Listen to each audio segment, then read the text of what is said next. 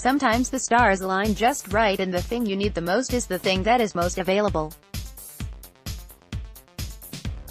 This is one of those times for the Phillies, and they must seize the moment. Now, not next winter, is the time to pursue Baltimore superstar Manny Machado. Yes, the price is going to be high in terms of players and dollars. The good news for the Phillies is they have both. Better news is that Machado's move to shortstop is perfect timing for the Phils. It is no secret that the two biggest free agent position players scheduled to hit the market after this season are Machado and Washington's Bryce Harper. Machado is the only one of the two who will be dangled as a rebuilding tool at the July 31st trade deadline. The Nets need not trade Harper because they will be in contention and there's a decent chance he'll remain in Washington. As cool as it would be to have Mike Trout come home and play, he won't be a free agent until after the 2020 season and the Phillies cannot wait that long to acquire a grand prize.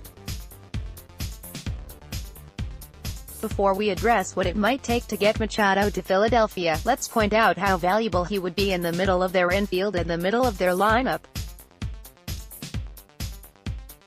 Of the 8 positions on the field, the Phillies' greatest strengths offensively right now are by far center field and left field.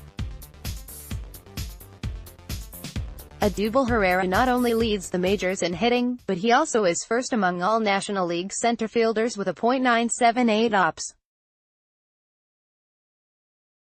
Rhys Hoskins might not be hitting home runs at the same rate as a year ago, how could he? But his .877 OPS is still the best among NL left fielders. Add Machado to the mix, and suddenly you have 3 of the best offensive players at their positions in the National League, not to mention a new source of power, an area in which the Phillies lag behind the Atlanta Braves and Nationals.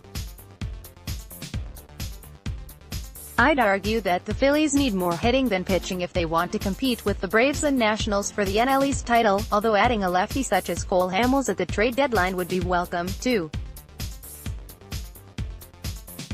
What makes Machado most appealing, however, is that he can help the Phillies now and long into the future.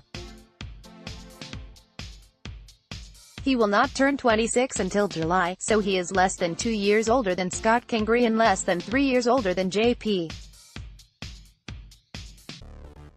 Crawford. Machado also seems like a good fit for the Phillies given his multiple relationships with the team's front office personnel. Phillies Director of Player Personnel Joe Jordan drafted Machado 3rd overall in 2010, and Phillies President Andy MacPhail, General Manager Matt Klentak, and Assistant GM Ned Rice were all with the Orioles at the time. He could come to the Phillies and immediately be comfortable. Now, let's talk about the price. It seems like a slam dunk that the Orioles will trade Machado at the deadline because they'd be fools not to. For the Phillies, the key would be getting the shortstop to agree to a long-term contract before a trade is completed.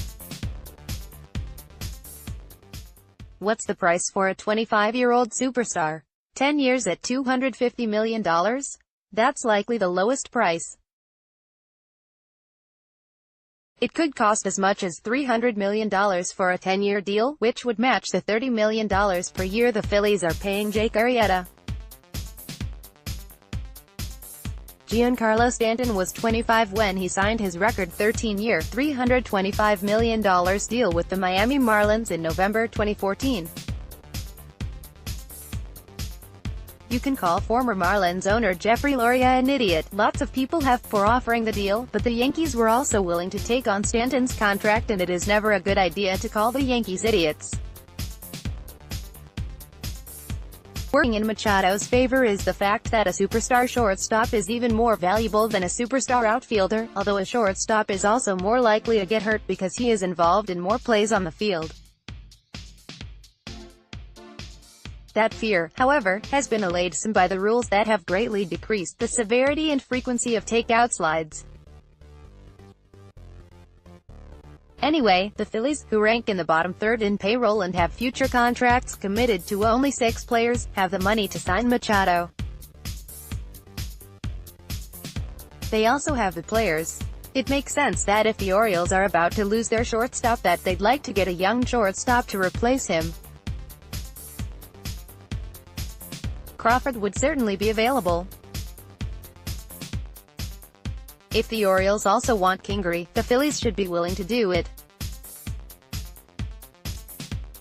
Yes, Kingery is an exciting young player who, despite some recent struggles, has a chance to be a star.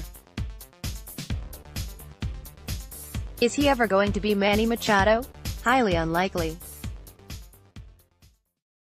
Furthermore, the player most associated with the Phillies in next month's draft is Oregon State's Nick Madrigal, a 5'8" second baseman whose talent is described as being very similar to Kingery's.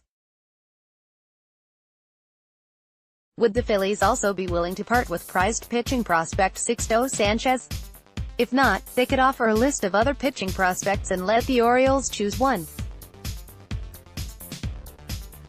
There is enough pitching depth in the Phillies system right now that they could afford to lose an arm. The main point is that the Phillies have the money to sign Machado and the players needed to trade for him. Get him and they can be World Series contenders right now. The stars are aligned just right for it to happen.